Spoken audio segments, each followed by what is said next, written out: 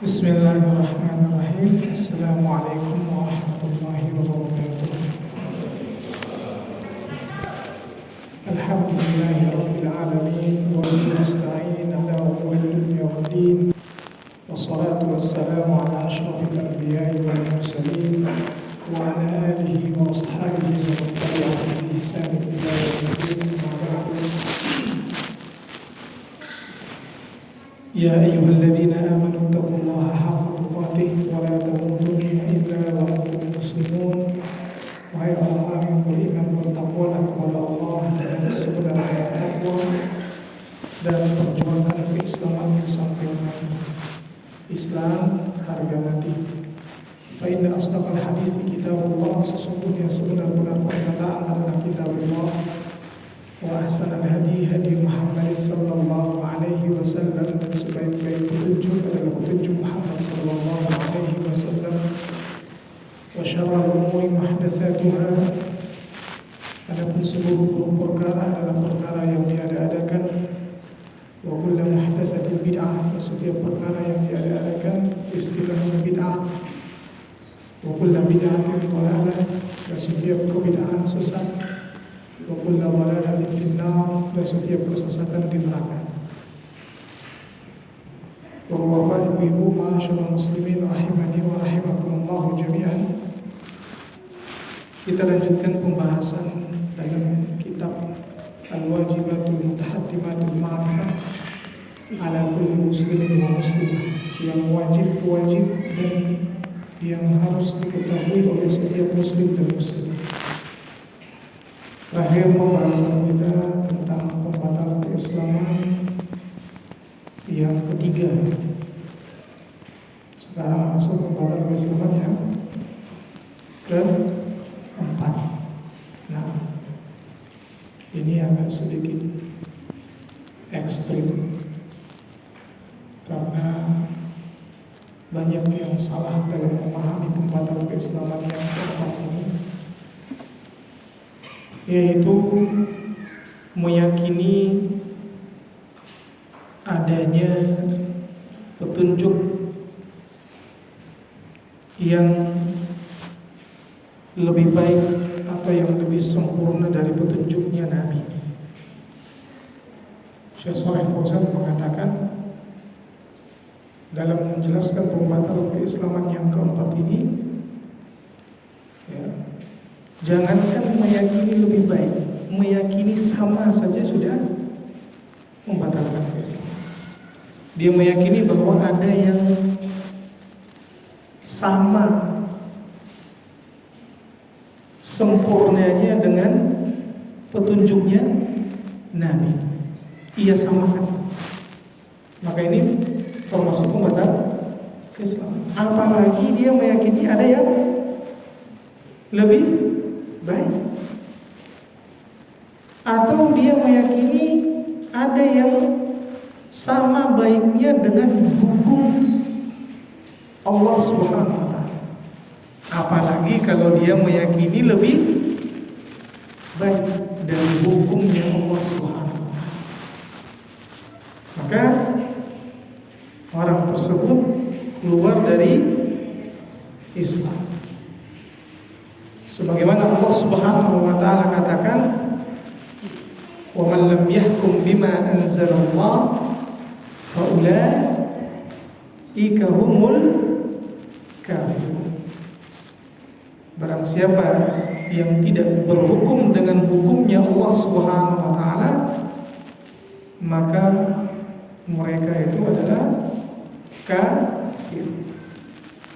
Yang jika ia barengi keyakinan bahwa hukum selain Allah itu sama atau lebih baik dari hukum Allah. Karena di dalam ayat yang lain, lanjutannya di ayat berikutnya Allah katakan apa? Wa man lam yahkum bima anzalallah fa ulaika humul fasiqun. Enggak? Paham enggak pembahasan kita? Hah? Ini pada bengong. Ini bahaya ini. Barang siapa yang berhukum dengan hukum selain Allah, maka mereka adalah orang-orang fasik. Tadi yang pertama kafir. Yang kafir yang bagaimana? Yang apabila dibarengi keyakinan bahwa hukum selain Allah itu sama atau lebih baik daripada hukum Allah atau hukumnya Rasulullah SAW. Namun dia akan menjadi fasik jika ia meyakini hukum Allah lebih baik. Dia meyakini hukum Allah lebih baik, tapi dia tetap berhukum dengan hukum selain Allah atas dorongan hawa nafsu. Maka jadi fasik. Begitu juga kategorinya zalim. Karena dalam ayat lainnya juga Allah mengatakan, "Wa man lam yahkum bima anzalallahu fa ulaika humuz zalimun." Sehingga di sini ada 3 perincian. Dan yang perlu kita pertanyakan, yang membuat hukum dan yang berhukum. Ya? Karena kita di negara Islam atau bukan? Bukan. Kemudian undang-undang dasar itu hukum tauhid atau bukan?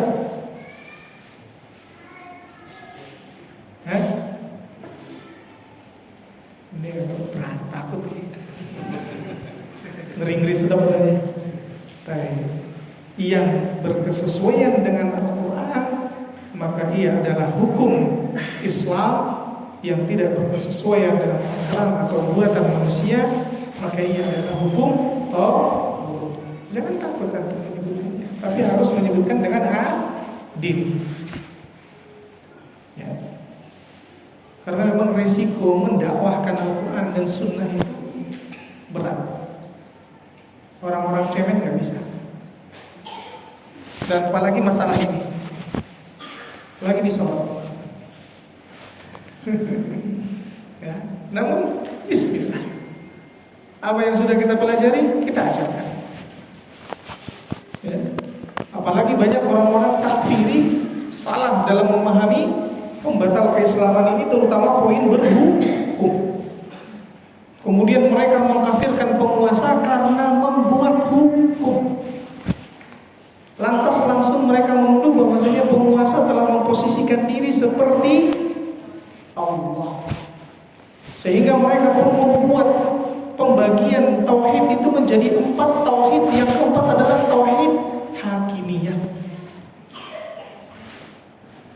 Tauhid itu ada rububiyah, uluhiyah, asma wa sifat. Kemudian mereka mengatakan hakimiyah. Dalam berhukum, maka hukum hanya milik Allah. Nah, ini ujung-ujungnya nanti Ali bin Abi Thalib yang mereka tuduh tidak berhukum dengan hukum Allah. Ini orang-orang khawarij. Allah musta'an. Makanya Syekh Shalih Fauzan membantah yang membuat hukum dan yang membuat pembagian tauhid itu menjadi 4: rububiyah, uluhiyah, kemudian asma wa sifat. Kemudian mereka mengatakan apa? Hakimiyah. Syekh Shalih Fauzan mengatakan, apa yang kalian maksudkan dengan membagi tauhid yang keempat hakimiyah? Kalau yang kalian maksudkan bahwa yang berhak berhukum hanyalah Allah, yang berhak membuat hukum hanyalah Allah, maka ini masuk perbuatan Allah, rububiyah yang mengatur. Rububiyah maknanya apa? Menciptakan, mengatur, menguasai. Maka itu aturan, mengatur, masuk rububiyah. Tidak perlu lagi kalau begitu hakimiyah. Karena yang berhak mengatur, yang berhak membuat hukum hanya Allah, yaitu tauhid dalam perbuatan Allah. Masuk rububiyah. Kalau yang kalian maksudkan bahwa seorang hamba wajib berhukum dalam masuk tauhid uluhiyah, perbuatan hamba, af'alul ibad, bentuk realisasi dari ibadah. Maka kenapa? La hajata, tidak butuh untuk membagi dengan yang keempat, kecuali kalian menginginkan sesuatu, kata beliau. Ada yang kalian inginkan, itu untuk memberontak, mengkafir-kafirkan penguasa. Maka yang membuat hukum itu ada dua kemungkinan. Dia membuat hukum, yang kita bicarakan adalah hukum selain Allah. Membuat hukum dan meyakininya. Ingat, meyakininya sama atau lebih baik dari hukum Allah. Sama atau lebih baik dari hukum Allah. Maka kafir. Orang yang membuat hukum dan meyakininya bahwa hukum yang dia buat sama atau lebih baik dari hukum Allah, maka dia kafir. Apa yang kedua? Membuat hukum dan meyakininya meyakini bahwa hukum Allah lebih baik. Dia buat hukum tapi dia tetap meyakini hukum Allah lebih baik. Dan meyakini bahwa hukum Allah lebih baik.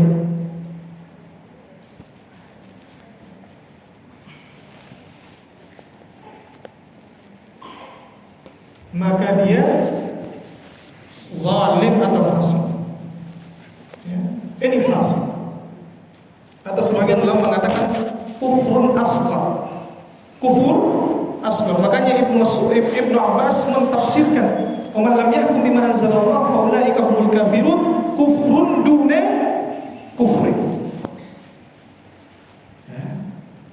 Siapa yang berhukum dengan hukum selain Allah, maka dia adalah kafir. Maka yang dimaksudkan di situ adalah kufrun duna kufri.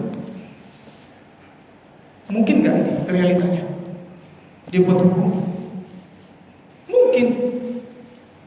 Lantas kenapa antum buat? Kalau antum yakin bahwasanya hukum Allah lebih baik, kenapa tetap buat? Kalau anak nggak buat begini, anak nggak bisa ngambil harta orang rakyat. Dia buat hukum. Contohnya pajak diberlakukan. Ya. Diambil. Dia tahu bahwa zakat lebih baik. Lantas kenapa antum tetap berlakukan ini? Kalau nggak ada berlakukan, nggak terisi kantong. Anak jabat cuma beberapa tahun, anak nggak bisa kaya nanti. Karena dia terdorong hawa nafsu. Apa? Hawa nafsu. Di perusahaan kadang bikin hukum, jangan sampai ke hukum-hukum pemerintahan, Amirul Mukminin contohnya, atau ulil amri. Di perusahaan dia menerapkan hukum. Hukum di perusahaan harus juga menyesuaikan hukum Allah, bukan? Nah, harus di perusahaan pun. Tapi dibuat peraturan. Wanita yang mau kerja di sini maka pakai UKC. Atau harus membuka jilbab. Atau yang lainnya. Intinya yang menyelisih syariat. Ini hukum manusia ini.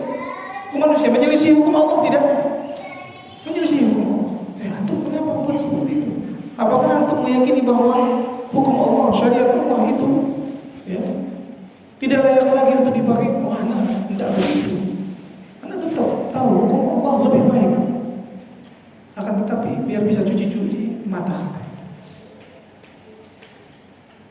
Karena dia pengen para wanita ini mudah dia dapatkan. Terdorong hawa nafsu, maka masuk zalim. Makanya kenapa Ahlus Sunnah wal Jamaah, terutama Salafiyun, terkhusus di Indonesia, kita doakan pemimpin, mereka zalim. Dalam hal itu mereka zalim. Tapi apakah dengan kita menjelek-jelekan mereka? Tidak ada faedah. Harus dengan apa? Membaikan mereka. Ya. Tapi apakah sampai kenapa antum tidak meyakini kenapa antum mengatakan bahwasanya mereka itu tidak meyakini hukum yang mereka buat itu lebih baik? Ustaz, buktinya mereka salat, haji. Ini membuktikan kalau dia masih meyakini hukum Allah lebih baik, maka kembalikan ke asal. Kita nggak boleh berspekulasi, bersuuzon dalam hal ini, tidak boleh. Kecuali ada kufrun buah, terang-terangan. Nanti ada pertanyaan, kalau udah kufrun buah, bagaimana Ustaz sikap kita? Boleh tidak memberontak? Para ulama katakan boleh dengan dua syarat. Yang pertama, antum memiliki kekuatan. Yang kedua, tidak mendatangkan mudarat yang lebih besar. Tidak perbuatan. Kalau tidak, maka bersabar. Nah, sekarang ini kalau yang membuat, yang berhukumnya nggak boleh. Yang ada tiga. Kalau yang membuat, makanya jangan macam-macam, jangan berebut di kursi mana yang buat DPR, buat jangan berebut ke sana. Ya, besar resikonya, tanda tangan berarti ikut di sini. Nah, kita jadi rakyat memperbaiki dari bawah, menginginkan kebaikan, dan jangan kita berharap peperangan, kericuhan. Ya, kita dakwah, gencar terus dakwahkan. Yang pertama, seperti yang pertama dalam poin pertama. Jadi yang pertama di sini seperti poin pertama dalam poin pertama. Dia berhukum dengan hukum selain Allah dan meyakini sama atau lebih baik daripada hukum Allah, maka dia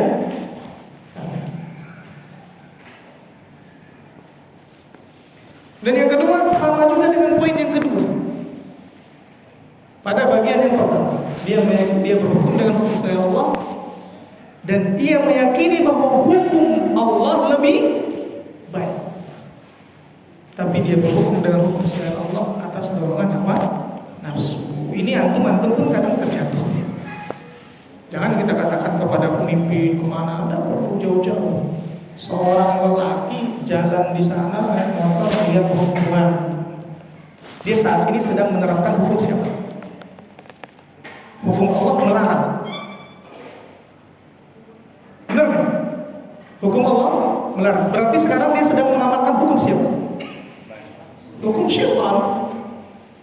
Atau hukum-hukum Eropa, hukum-hukum taghut yang memperbolehkan melihat wanita.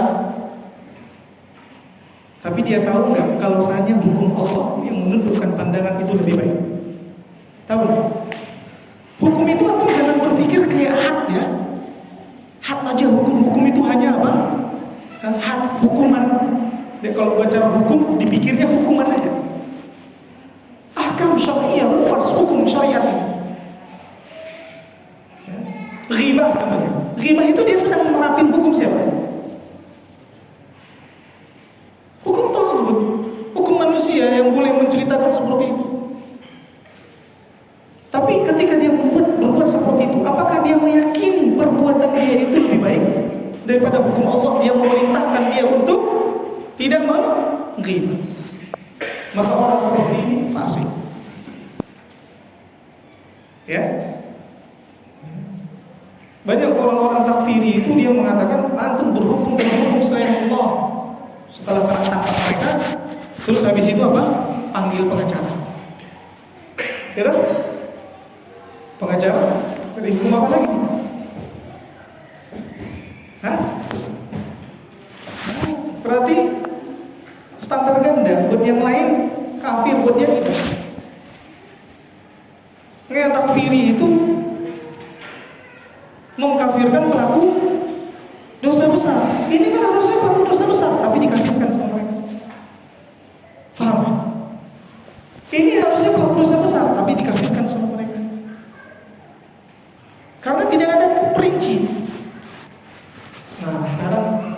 Ini tadi fase berhukum dengan hukum selain Allah, dan ia meyakini bahwa hukum Allah lebih baik. Ingat, ia meyakini hukum Allah lebih baik. Adapun dia berhukum dengan hukum selain Allah atas dorongan hawa nafsu. Atau ketika pembagian harta waris, dari bagian yang perempuan ngotot harus dibagi rata. Kenapa begitu kak? Kan kakak tahu harta waris itu dibaginya perempuan setengah. Terakhir sedikit ternyata kalau baginya begitu saya dapatnya sedikit. Dia pengen dapat banyak, tapi dia tahu bahwa hukum Allah lebih baik dan ia yakini. Yang ketiga, berhukum dengan hukum selain Allah, dan ia meyakini bahwa hukum Allah lebih baik, namun ia berhukum dengan hukum selain Allah kalau tadi atas dorongan hawa nafsu, dalam keadaan darurat memilih mudarat yang lebih sedikit. Dorongannya apa? Dalam keadaan darurat memilih mudarat ya.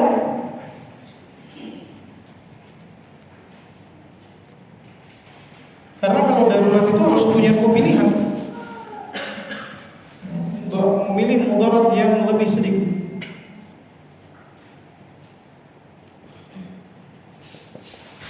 Kembali kita tadi ke pajak. Pajak itu hukum siapa? Hukum Allah apa hukum manusia? Antum bayar pajak? Hah? Masuk yang mana? Nah, karena kalau antum nggak bayar, motor antum disita, mobil antum dikandangin. Mana mudaratnya yang lebih ringan? Antum bayar 2 juta atau hilang 50 juta, 70 juta? Hah? Mudarat lebih. Dan antum seperti yang dipaksa, antum tidak bisa berbuat apa-apa. Antum bisa minta uang. Kalau enggak saya ambil. Ya udah, antum kasih. Dan yakini bahwasanya itu mudarat, tetap mudarat. Karena hukum selain Allah, tidak boleh meyakini itu baik. Kalau antum meyakini itu baik, nah itu bahaya. Khawatir nanti masuk. Karena itu hukum selain Allah. Sebagian ulama memperbolehkan nyoblos. Ini mau tekan nyoblos lagi nggak? Karena banyak yang mengatakan, wah ini demokrasi, nyoblos ini ya, hukum tauhid, ikhwani ente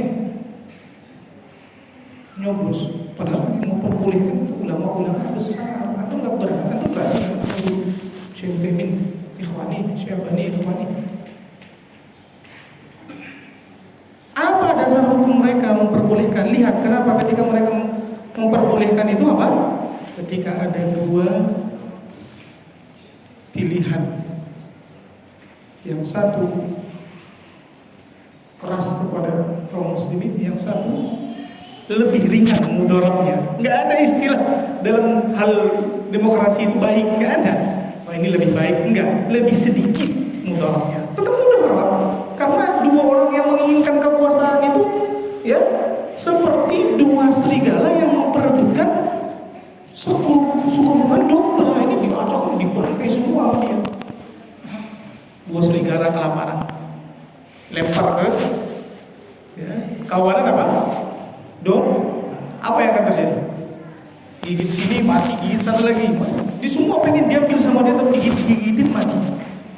Pernah nggak antum melihat tikus masuk ke ininya anak ayam?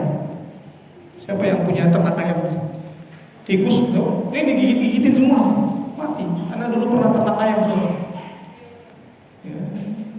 Begitu juga kerusakan yang dia timbulkan lebih besar. Ketika seorang itu menginginkan kekuasaan, berebut dunia, maka yang dia rusak seperti itu. Tapi ada yang ini kerusakannya lebih sedikit, makanya ini kerusakannya lebih sedikit, Walaupun kerusakannya tetap besar karena lebih sedikit dari yang ini aja. Ini kerusakannya lebih sedikit dari yang ini.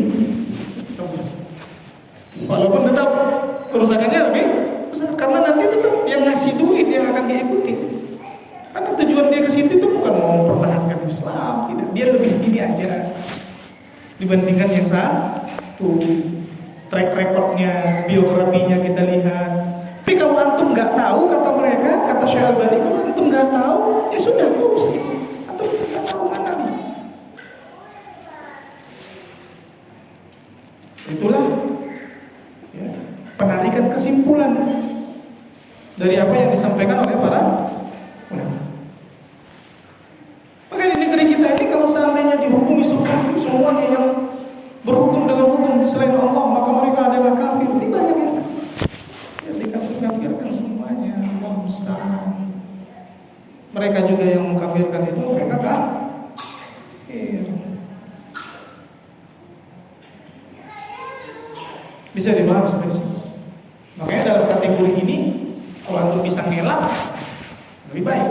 Seperti bayar pajak, antum bisa akal-akalin biar bayar sedikit, boleh. Atau nggak bayar. Ya. Tidak ada ketaatan dalam kemaksiatan kepada Allah. Ya. Laporannya diakal-akalin. Itu tanya aja Ustaz Dr. Irwandi. Boleh nggak kami? Boleh. Karena itu harusnya nggak antum bayar karena itu dizolimi. Datang ke rumah antum orang. Boleh jujur nggak antum? Dalam kondisi datang ke rumah antum sholat mana? Atau semuanya keluar. Terus ambil yang di sini.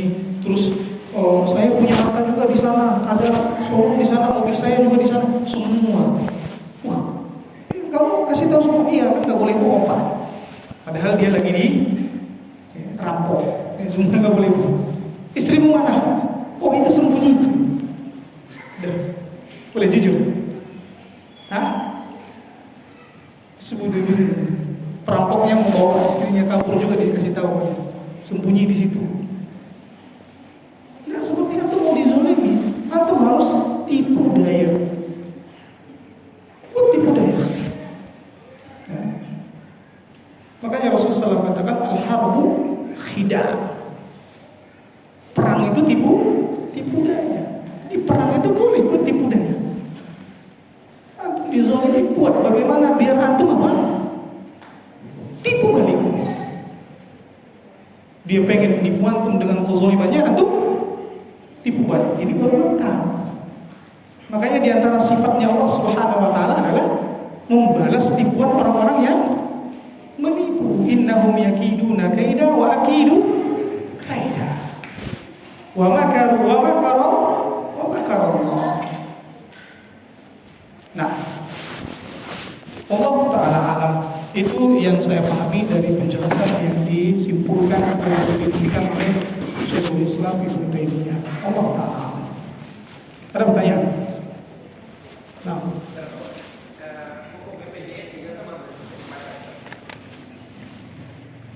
Baik, di situ sebahagian asatidzah kita menyebutkan dan sebagian ulama yang anak pahami ada yang tetap memasukkannya ke dalam bagian maisir, ada yang menyebutkan bahwa jika dari awalnya antum akadnya adalah muamalah maka diperbolehkan ta'awun. Jika dari awal akadnya adalah ta'awun. Kalau tidak salah Ustaz Erwan kita ini diperbolehkan ya. Adapun Ustaz Aminul Baiz tetap pemasukannya dalam kategori judi maisir. Karena ya BPJS itu seperti apa? Asuransi. Mana itu membayar sesuatu yang gak jelas, ada moral di situ. Karena syarat dari jual beli itu harusnya apa? Ya, antara kemudian di atas keridoan, kemudian apa? Tidak ada riba di dalamnya, kemudian apa? Tidak ada kerancuan, gak jelas, ketidakjelasan. Harus ada barangnya apa? Namun Dr. Dr. Irwandi Tarbini mengatakan ini bukan jual beli tapi ta'awun 'alal birri. Ta'awun 'alal birri. Ya. Nah, dan jelas di mana pemerintah ya, memberikan dengan BPJS ini memberikan apa? Ya, bantuan keringanan kepada orang-orang yang kurang mampu, yang diambil dari harta-hartanya orang-orang yang mampu. Ya. Nah, Allah Ta'ala ala kulihat, ana hanya menukil, antum silahkan mana yang lebih tenang pada itu. Apalagi akhir-akhir ini yang anda ketahui bahwa lebih diperketat lagi untuk pengurusan ini sudah BPJS belum? Untuk pengurusan ini sudah BPJS belum? Daripada kita sudah seperti ini sudah susah. Ya. Maka fa inna ma'al usri yusra. Yuridullahu bikumul yusra wa la yuridu bikumul usra. Nah, kembali ke kaidah al-masyaqqatu tajlibu taysir. Apalagi kalau penjelasan yang disebutkan oleh Dr. Irwandi Tarbini malah tidak masuk sini, itu mah pure ta'awun sehingga jadi diperbolehkan. Nah, mafhum ya? Ada lagi? Nah, tembak SIM, terus kalau enggak nembak bisa 5 kali. Nah, terus pertanyaannya,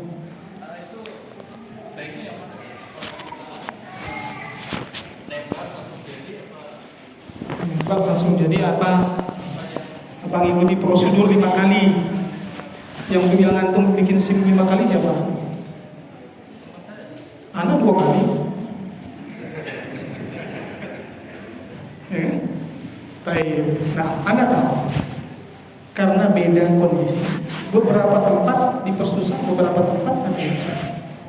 Jadi kita tidak boleh menyamaratakan. Tetap di kepolisian ada juga yang baik. Ya. Walaupun ada juga yang tidak berani bilang banyak. Semoga aja baik semua. Ala kulihat, jika ternyata antum dalam kondisi dipersulit hak antum, maka Syekh Muhammad bin Shalih Al-Utsaimin mengatakan boleh membayar sesuatu untuk mengambil hak kita sendiri. Ini hak kita. Karena kita sebenarnya sudah bisa naik motor, kecuali antum belum bisa naik motor, antum bayar, maka di situ antum ya suap. Man ghasyana falaysa min. Antum sudah ahli naik motor, tapi antum seperti dipersulit agar bayar double. Paham ya? Pertama tetap antum harus lalui jalur prosedurnya dulu. Tapi kalau antum lihat ternyata hak antum dipersulit, maka boleh kita membayar sesuatu atas hak yang akan kita dapatkan atau hak kita sendiri. Ya, itu hak antum. Antum bisa naik motor seperti yang lain, mayoritas naik motor sama kok naik motornya saya. Tapi seakan-akan memang disulitkan kalau dilihat tesnya ini sepertinya 1001 gitu. Kan kadang seperti 1001 yang lulus, polisinya doang kayaknya yang bisa. Kalau ininya kebanyakan hampir, ini nggak benar. Nah di situ antum apa? Antum sekali datang, 2 kali datang, ternyata ini anak punya kesibukan lain juga. Anak-anak juga butuh cari kamisya. Kalau begini anak gimana? Ya dan untuk keluarkan sebagian harta itu mengambil hak antum. Maka di situ posisinya adalah ya, mereka yang salah. Tapi kalau memang antum nggak bisa naik motor, nah kan hak antum nggak dapat SIM. Bukan antum nggak bisa naik motor, nggak berhak antum dapat SIM kalau antum nggak bisa naik motor. Antum ambil SIM A biar mudah, nanti aja ambil SIM-nya aja dulu, bisanya nanti. Antum di situ nggak boleh. Gish itu. Nah, Allah Ta'ala. Apa lagi? Ya. Kau? Buruh.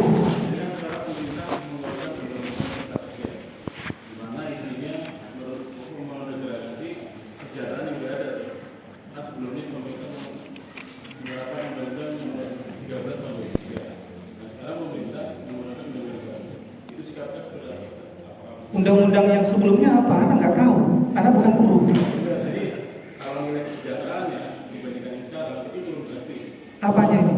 Contohnya kayak pesangon ya kan. Kalau yang undang-undang sebelumnya 29,5 kali lipat. Nah kalau sekarang cuma 19, itu kan begitu. Kalau misalnya pensiun atau pensiun dini. Maksudnya sekarang itu standarnya turun gitu. Harusnya ya antum kalau nggak setuju keluar. Nah, antum punya pilihan nggak keluar? keluar dari dulu gitu. Iya, antum punya pilihan nggak? Boleh. Ada nggak yang kalau antum keluar anak tembak? Enggak kan? Kalau antum nggak ridho dengan ketetapan perusahaan itu, keluar. Iya, pemerintah kan nerapin ke perusahaan. Jadi perusahaan ngikutin pemerintah toh. Jadi ujungnya apa? Perusahaan kan? Nah, tinggal antum keluar, antum cari maisha yang lain. Kalau enggak berarti ya udah antum sabar. Paham? Jangan kita berontak. Mudah. Jangan kita malah dipanas-panasin biar di ini ayo apa namanya? Perkumpulan jantung itu enggak apa-apa KPS apa? Iya yang syarikat itu yang biasanya ngajak dia syarikat kerja itu yang biasa ayo kita demo kemudian ditolong karyawan-karyawan yang enggak ini ayo itu enggak setiap orang itu yang gitu-gitu itu siapa? Oh Alhamdulillah ala al-hidayah. Antum mantan aktivisnya anak dulu termasuk yang kadernya. Jadi udah bolak-balik DPC bisa masuk bolak-balik bahkan baju kokoana dulu di sini tuh lambang apa itu. Jadi alhamdulillah hidayah. Allah berikan hidayah sehingga kita mengenal dakwah. Ya semangat, kita semangat sebelumnya untuk apa? Dakwah. Tapi an ghairi ilmin tanpa ilmu. Nah, semangat tanpa ilmu tidak bisa. Baik, ada pertanyaan? Ya. Yang harus kita protes itu kalau berkurang ibadah kita. Berkurang harta dunia itu sudah pembagian Allah. Banyak terkadang yang menjerit ketika pandemi, bahkan yang anak miris itu melihat ya, yang dia diustadkan, akan tetapi menunjukkan ke umum bahwasanya dia tercekik kondisi begini. Allah musta'an perkara dunia. Ya. Nasbir.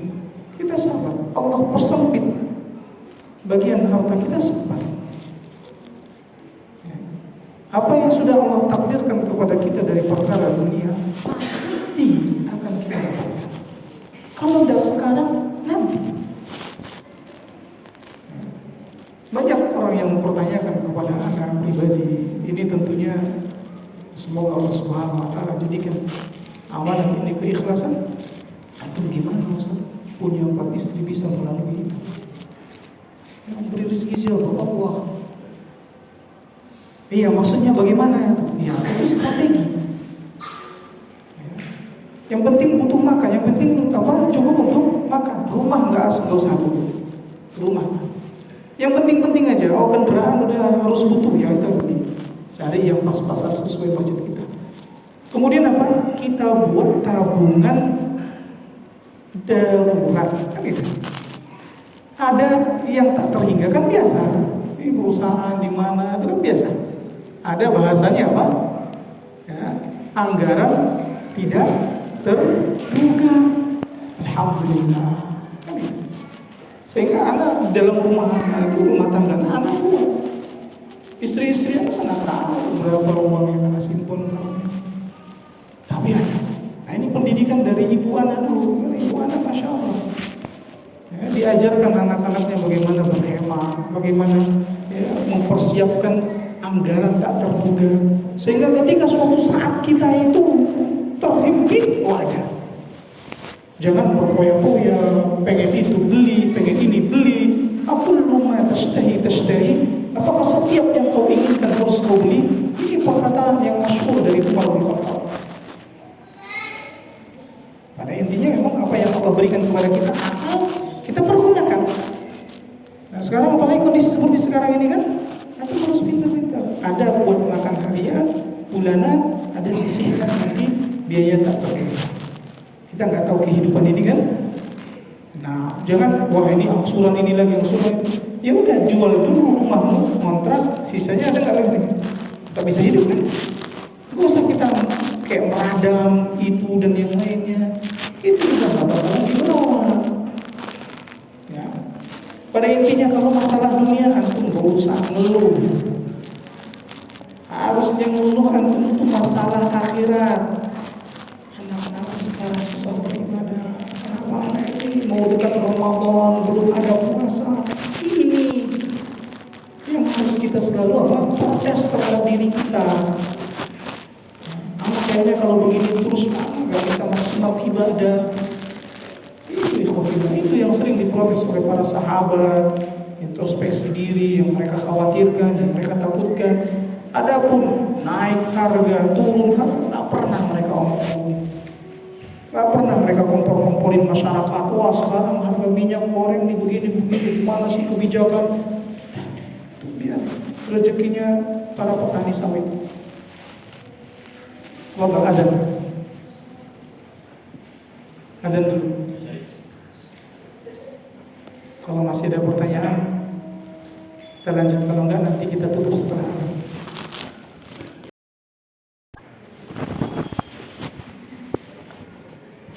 Ada lagi pertanyaan? Cukup. Baik, ya. InsyaAllah pertemuan yang berikutnya juga mungkin habis lebaran. Nah, kita akan lanjut pembatal keislaman yang kelima. Nah, pada intinya pembatal keislaman ini sebagaimana yang di awal sudah kita sampaikan dan akan terus kita ingatkan, kita mempelajari tujuan utamanya adalah agar menghindarkan diri kita agar supaya tidak terjatuh ke dalam pembatal keislaman tersebut. Ya. Bukan untuk memvonis sesama kaum muslimin membatal-batalkan keislaman kaum muslimin. Tujuan utamanya adalah untuk apa? Menghindarkan diri kita. Adapun kita belum layak untuk membatalkan keislaman kaum muslimin, kita kembalikan kepada para ulama karena mereka yang akan melihat ya, sejauh mana atau ke arah mana ini orang, dan bahkan kesimpulan mereka pun bisa berbeda. Kesimpulan mereka pun bisa berbeda. Seperti Al-Hajjaj bin Yusuf Al-Thaqafi. Pernah dengar gak nama orang ini? Nah, Al-Imam Tawus mengkafirkannya karena zalimnya orang ini. Bahkan kepala-kepala kaum muslim itu banyak yang ditebas sama dia. Bahkan tabi'in, ya, bahkan pernah dia serang Makkah dengan Manzanik. Siapa dia itu namanya? Hajjaj bin Yusuf Al-Thaqafi. Akan tetapi ulama-ulama Kufah itu tidak mengkafirkan Al-Hajjaj bin Yusuf Al-Thaqafi. Sehingga para ulama pun terjadi perbedaan pendapat. Sehingga kita nggak boleh ngotot. Kita ini nggak bisa ngambil kesimpulan orang ini kafir atau tidak. Nggak bisa kita ambil kesimpulan. Kecuali dia secara terang-terangan mengakui kekufuran, kufur yang terang. Kalau masih ada di situ ya, suatu hal yang talabus, yang dia masih syubhat, yang kita tidak tahu bisa memastikan ini orang mengucapkan begini, kenapa begini, masih ada bahasa kenapa. dia mengucapkan dia muslim tapi dia mengaku begini, kenapa? Kenapa kamu begitu? Nah, harus kita perjelas. Karena di sana terjadi apa? Kontradiksi, ya kan? Kontradiksi terjadi. Maka kita harus tanyakan, kenapa itu begini? Ya. Kita tidak tahu secara pasti. Nah, namun tetap kita yakini perbuatan tersebut adalah perbuatan kekufuran. Kalau memang apa yang sudah kita pelajari itu adalah kekufuran, itu adalah kesyirikan, kita yakin. Nah, sehingga tadi sekali lagi dalam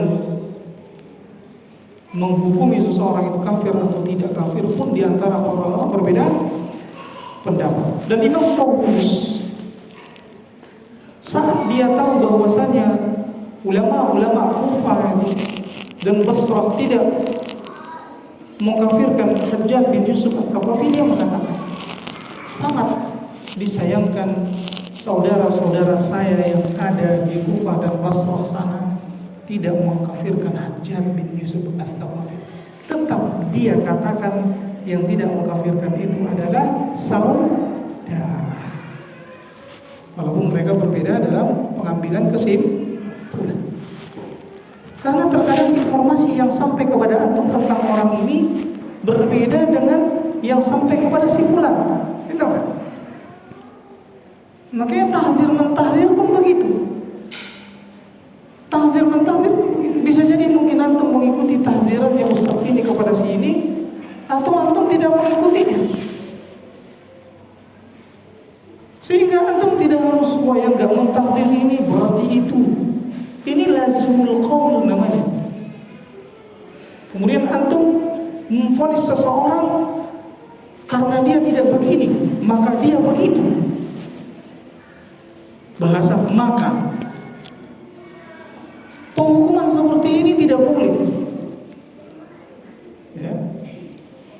Bahkan yang lebih menyedihkannya lagi, antum tidak mengkafirkan itu, maka antum kafir. Padahal Taus tadi dia mengkafirkan Hajjaj bin Yusuf Ats-Tsaqafi. Apakah dia kafirkan orang-orang yang tidak mengkafirkannya? Tidak. Bahkan dia tetap katakan saudara. Apa kesimpulan mereka? Kenapa mereka tidak mengkafirkan Hajjaj bin Yusuf Ats-Tsaqafi? Karena mereka ketahui bahwasanya Hajjaj bin Yusuf Ats-Tsaqafi yang pertama adalah Ahlul Quran. Awalnya dia adalah Al-Quran. Dan kalau kepada orang-orang yang hafal Quran, yang menjaga Quran, dia ini sangat baik. Dia itu keras hanya kepada orang-orang yang menentang. Sehingga ketika dia didaulat menjadi gubernur di Basrah dan Kufah, langsung dia berbicara di depan masyarakat dan dia mengatakan, aku melihat kepala-kepala yang matang, yang siap dipetik. Paham gak tuh? Pengen ditebas sama dia. Muka-muka pembangkang. Saking senangnya dia pengen nebas kepala orang. Orang kalau didaulat terpilih biasanya ngumbar janji. Dia maka udah nakut-nakutin rakyatnya langsung. Sebagian orang mengatakan memang cocok dia untuk memimpin di sana. Karena saking bengalnya orang-orang Kufah dan Basrah. Sehingga mereka merasa ini nggak cocok, nggak pantas, nggak seharusnya dikafirkan. Zalim iya, tapi sampai tahap kafir. Kemudian dia ini adalah orang yang sangat dermawan.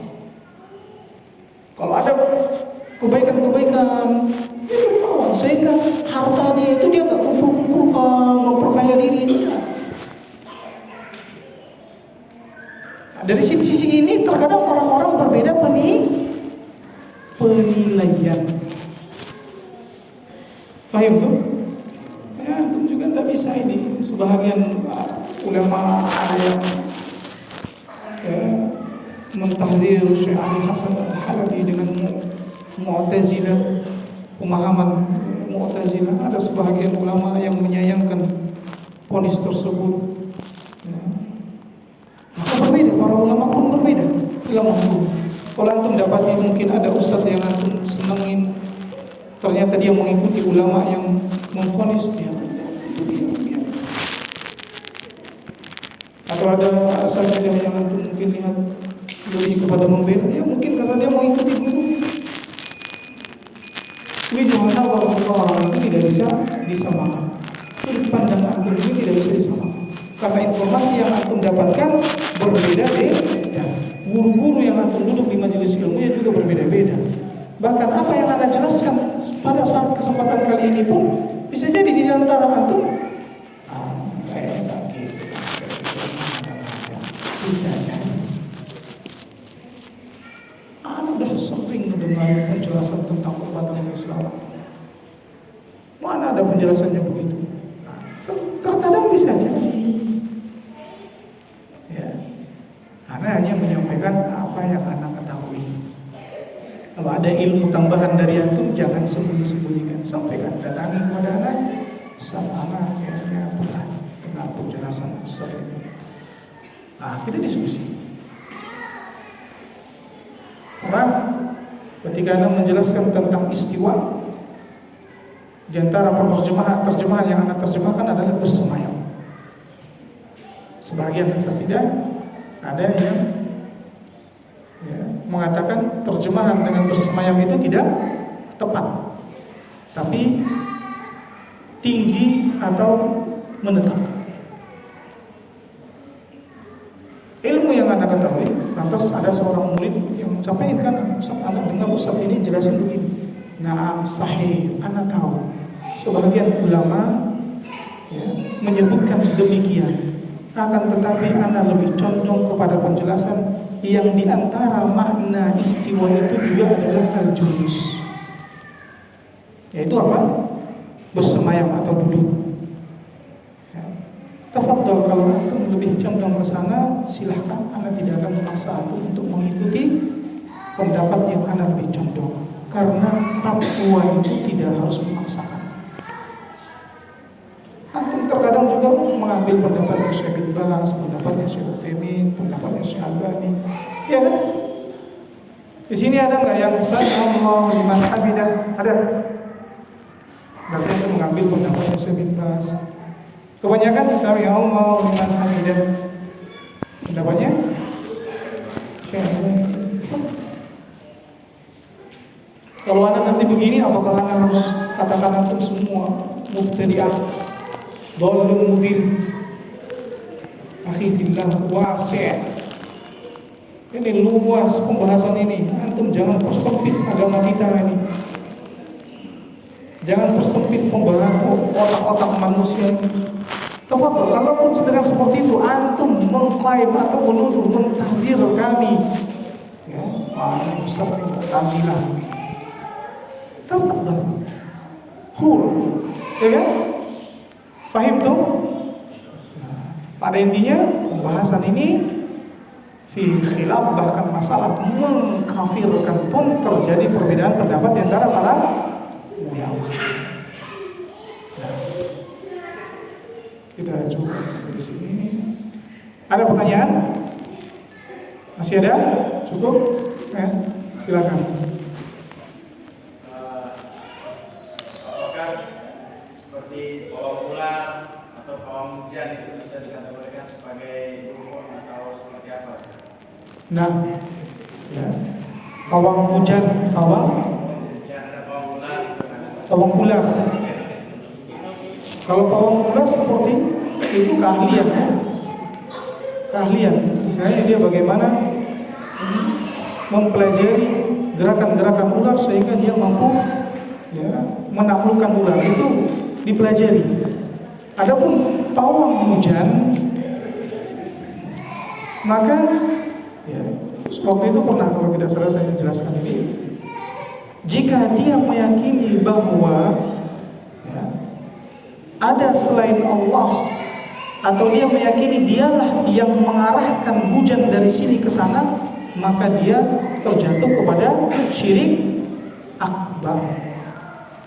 Tapi yang saya ketahui, kebanyakan pawang hujan mereka tetap mengatakan yang menurunkan hujan Allah. Yang menurunkan hujan Allah. Kita cuma berusaha membantu untuk memindahkan dari sini ke sana. Pindahin yang harusnya di sini ke sana. Ini yang mengatur seperti ini siapa? Allah. Tapi mereka mengatakan kita hanya berusaha meminta kepada Allah untuk memindahkan ini ke sana. Nah, paham gak? Berarti tetap dia ya, menyandarkan bahwa yang memindahkan itu Allah. Tapi kita hanya berusaha meminta kepada Allah agar memindahkan hujan ini dari sini ke sana. Tapi dengan cara tadi apa? Kadang ada yang sapu lidi, cara ini dan yang lainnya.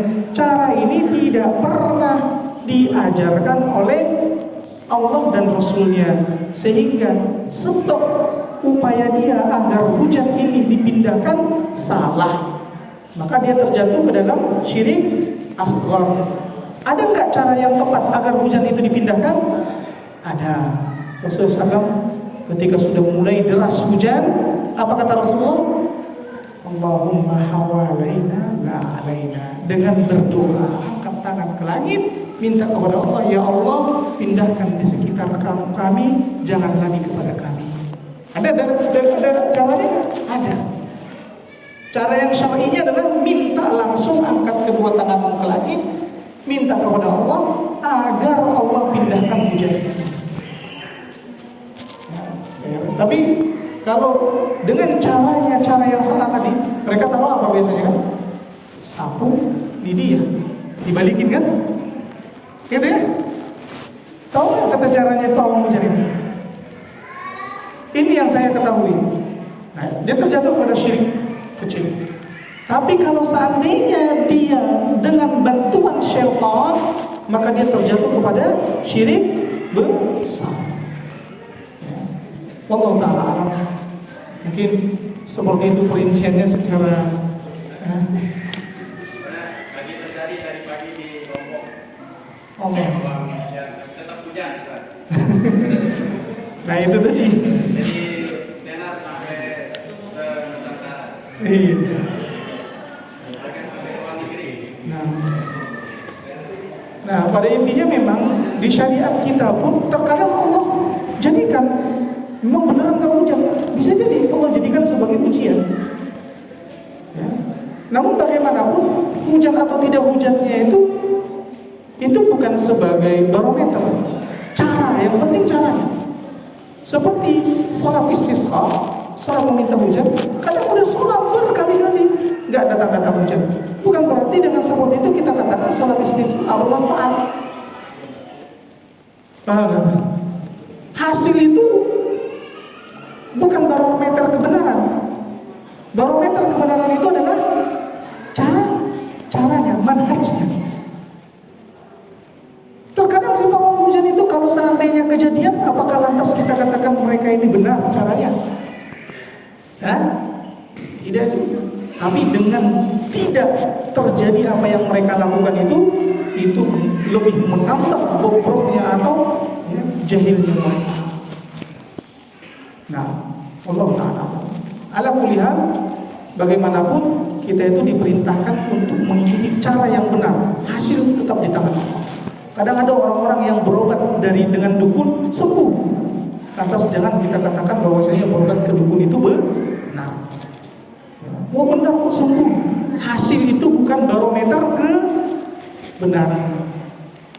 Nah, Allah Ta'ala alam. Namun alhamdulillah kalau seandainya mereka ditampakkan oleh Allah Subhanahu wa Ta'ala kesesatan mereka, kebobrokan mereka. Biasanya ada yang bercanda tentang pawang atau dukun. Misal, kalau cinta ditolak, dukun bertindak. Walaupun berniat bercanda, apakah itu termasuk perbuatan syirik?